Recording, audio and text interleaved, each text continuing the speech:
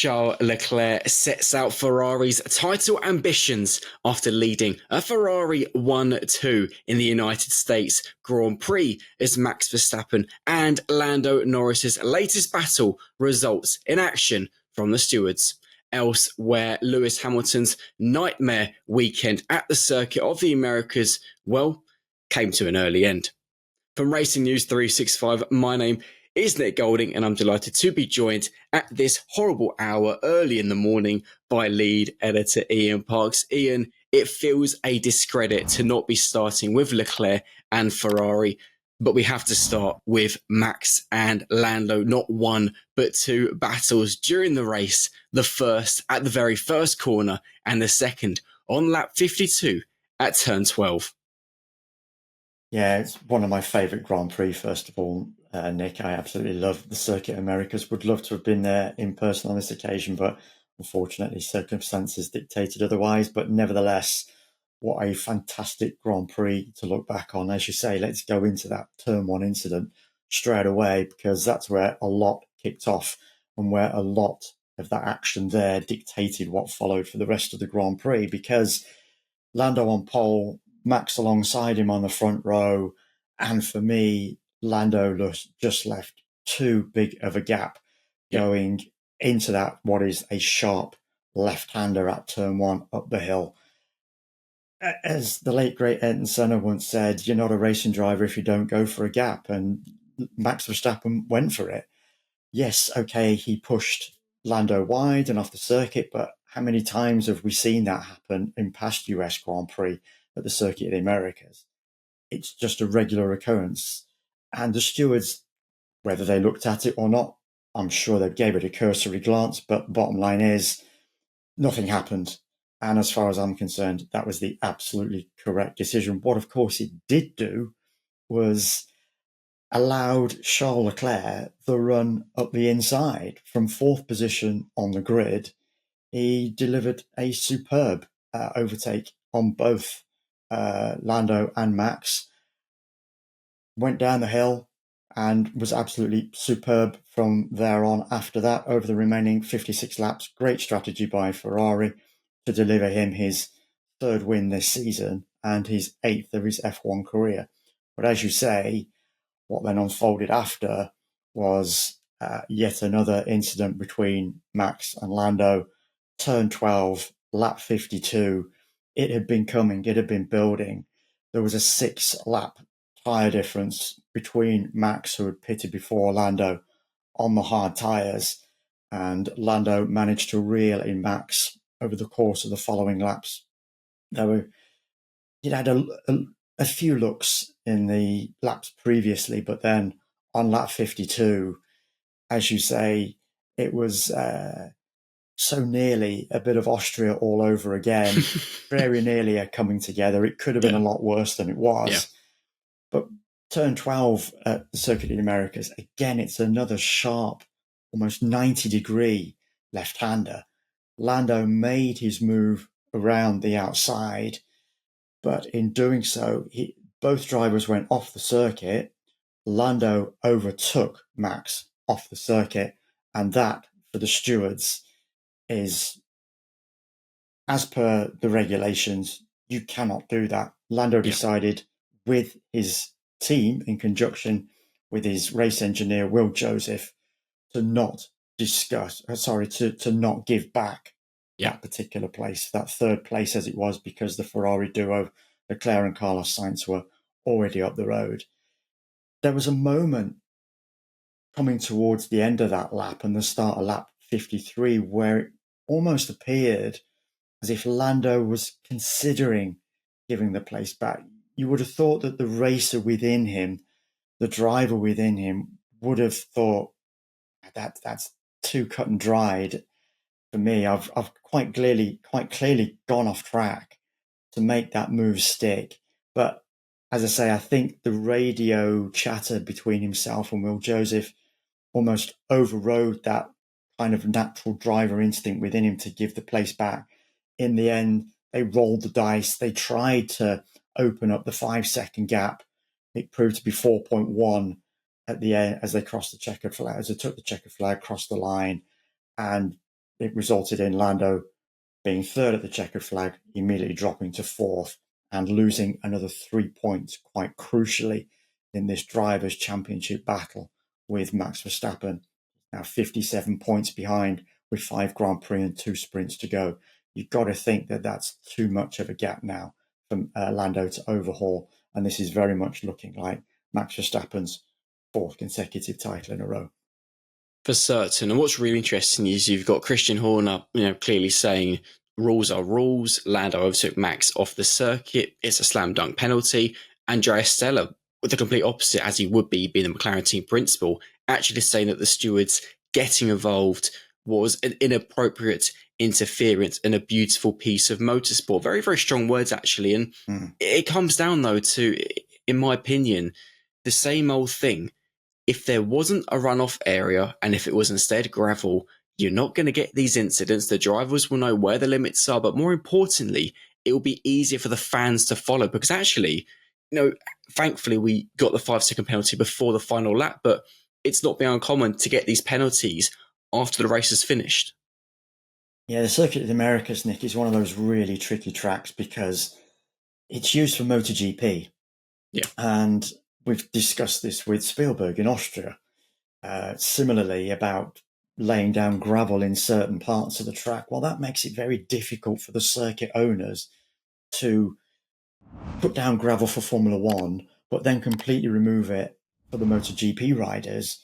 Yeah. Because, as I say, they need a very different circuit. They need that greater degree of safety with those runoff areas that play to that particular motorsport. So, and it costs the circuit owners vast amounts of money. They cannot afford to make these flip-flop changes, shall we say, from one event to the next. So yes, I do agree with you that there should be something there at least. And what the Circuit of the Americas did for this particular Grand Prix, after complaints last season about track limits being exceeded, I think it was turn 6, they actually put down a form of gravel, but it's bonded together. So therefore, that makes it a lot more easier to remove when MotoGP then rocks up, and then they can make that particular area of the track a lot smoother. Whether that's a possibility going forward for that particular corner remains to be seen going into next year's event. But the reason why that obviously Christian Horner and Andrea Stella are always going to defend their team, their drivers to the absolute hilt. They're never going to take a contrary viewpoint. But one of the grey areas around this particular incident was that the way Max defended, he also went off track. So Andrea Stella's point of view was, well, yes, Lando went off track to overtake, but that was only because Max went off track in defending. The key for the stewards in looking at this particular incident was the way the two drivers arrived into the apex of the corner. If you watch any replay and you slow it down, as they're going into the corner, Lando marginally gets his car in front. And we're talking about maybe 10, 15 meters away from the apex. As they then both break into the corner, Max clearly has the apex. And for the stewards, that's the dividing line. Max had the apex, Lando didn't. And yes, whilst they both went off track, it forced Lando into that overtake, which with hindsight, and I'm sure they'll be reviewing it inside McLaren with the radio comms that followed, with hindsight, he should have given the place back and he would still have had another 4 laps, to get that overtake done. As I say, hindsight's a wonderful thing. It's cost Lando and Norris on this particular occasion another 3 points in the Drivers' Championship. Absolutely. And I've done the Sam Coop there, got the absolutely in as obviously a nod to our colleague and obviously fellow podcaster. But it's interesting because you look at Max this weekend, won the sprint race, third in the Grand Prix. You look at Lando, third in the sprint, fourth in the Grand Prix, 5 points in Max's favour, going now to 57 points, his lead. We've spoken in the past in our F1 updates on our podcast about looking back on pivotal moments in the championship. And actually, it feels like that in the Grand Prix, lap one, turn one, is going to go down as one of those pivotal moments, because had Lando gone a bit more aggressive, properly covered across Max, not allowed him that space. And actually, Lando did have good pace once his tyres had got through the graining phase, and actually was significantly quicker than Max, as we saw in the latter stages of the race. Do you think this is going to be a case now of Lando realising that actually he lost that race in that first corner? He lost the podium finish in that first corner. Yeah. I wouldn't say that he lost the race. And the reason why I say that is I'm actually going to refer to Lando Norris's comment because he believes that given the pace of the Ferraris and the way Charles and Carlos performed, Yeah. that his car was only going to be good enough for third place anyway. Even if he had come, but he turned around and said that even if he had come out of turn one in the lead, he feels that ultimately he would have been passed by both Charles and Carlos at some stage over the course of the Grand Prix. So in his eyes, it was third place that was lost and 3 points that have been lost rather than a potential Grand Prix victory. And I kind of agree with him on that in many respects, because you look at the way Ferrari performed. Charles was superb. He opened up a majestic, if you want to use that phrase. Good word, Nick. Good word. Thank you very much. And Ferrari won too. You know, they had the pace over the entire course of this weekend. They should arguably have done better in sprint qualifying and in the sprint. But over the Grand Prix, without a shadow of a doubt, they were the team comfortably head and shoulders above Red Bull and McLaren. And what this has now definitely done, with 5 Grand Prix and 2 sprints to go, is opened up the Constructors' Championship into a 3-way battle. Because whilst McLaren might have held its advantage over Red Bull, 1 point lost, they went into the Grand Prix weekend 41 ahead, they're now 40. Ferrari only 8 points behind Red Bull and only 48 behind McLaren. So bearing in mind the number of points that are on the table over these remaining 5 races, Ferrari on that kind of form are a force to be reckoned with. And McLaren most definitely are probably going to be looking over their shoulders more at Ferrari rather than Red Bull going into the last 5 races.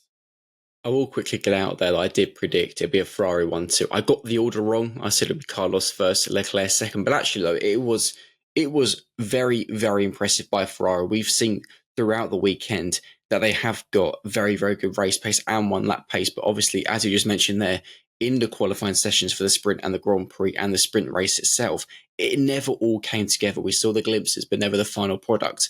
We saw that in the Grand Prix. And actually, it was frightening pace. Leclerc finishing 20 seconds up the road from Max Verstappen. Carlos Sainz was only a few seconds behind his teammate. But actually, Ferrari, given they had this mid-season blip, obviously have introduced upgrades since then, which have clearly solved the problems they had with the car from the Spanish Grand Prix. Ferrari, as you mentioned, are really the team that McLaren really need to be watching, because quite clearly at Red Bull, it's still the Max Verstappen show. Sergio Perez isn't going to be there to support the team in that final. So we'll talk about Checo in more detail in the podcast, which we will be recording in about 10 hours' time. But this is now Ferrari. It appears they have come good right at the best time. No, it wasn't a blip. I'd call it quite a dip, in fact, from Ferrari. Charles Leclerc came out the Monaco Grand Prix just 31 points behind Max Verstappen. If you remember, he won his home race. And at that particular stage, he was looking a real threat towards Max. Fortunately, then, bad incident in Canada, didn't finish there. Then Ferrari brought in these upgrades for the Spanish Grand Prix.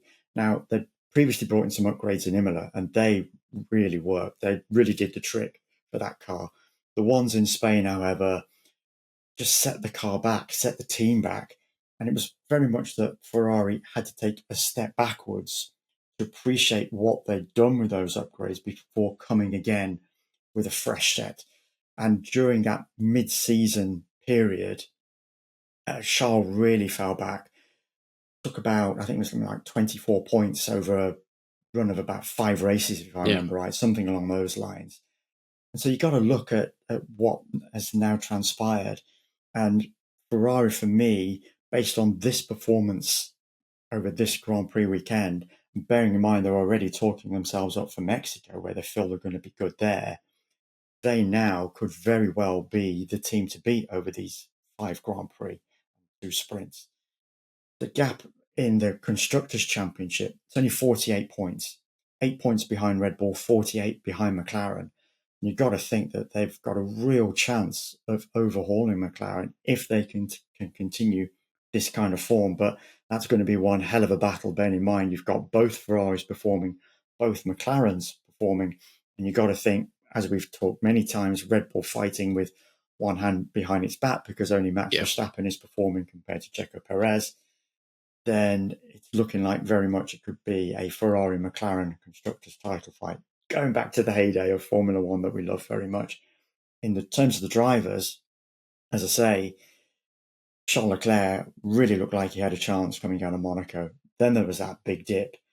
79 points right now is the gap between him and Max Verstappen. And whilst Charles was naturally saying, never say never, can't rule it out. Of course, yes, mathematics dictate that he's still in the Yeah. fight. The points are there. However, you've got to think that 79 is just way too big of a gap Yeah. for him to overhaul.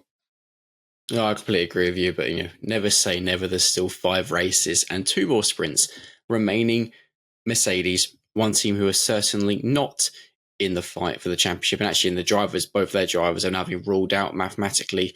George Russell did very well to recover from the pit lane to P6. Obviously had a pit lane start due to changes made to his car. It was reverted to the old specification following his crash in qualifying on Saturday. Lewis Hamilton made an electric start from P18 to P12 by the end of the second lap. But then, as he put it, a crash at turn 19 on lap 3 is something he'd never experienced before. The way it happened, 3-wheeling was the term that he used. I mean, a very similar incident will happen to George on Saturday, the exact same corner, and quite clearly Mercedes have got something quite odd to solve before Mexico.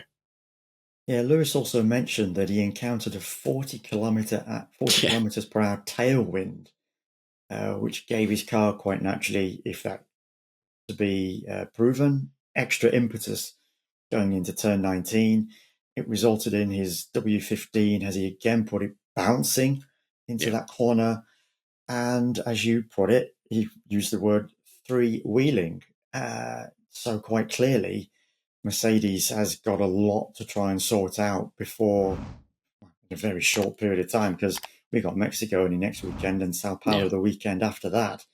So George, at least in going back to the old spec for the Grand Prix, will have given Mercedes a lot of food for thought in terms of what they do now with the car for Mexico. Do they revert back to that old spec, maintain that, because it was at least performant? It was to come from the pit lane up to 6th position, that was a really good drive from George Russell, and he deserves a lot of credit for that. With a 5-second time penalty. Exactly, for one of those forcing a driver off track. Another discussion point. But obviously, as I say, Mercedes came in to this Grand Prix with a raft of upgrades. George, they went back because of the crash. So what do they do for Mexico? It's a lot to take in and consider for Mercedes now going into that weekend as to the way forward. But as you say, both drivers out of the Drivers' Championship, not that they were ever really in it going into this weekend.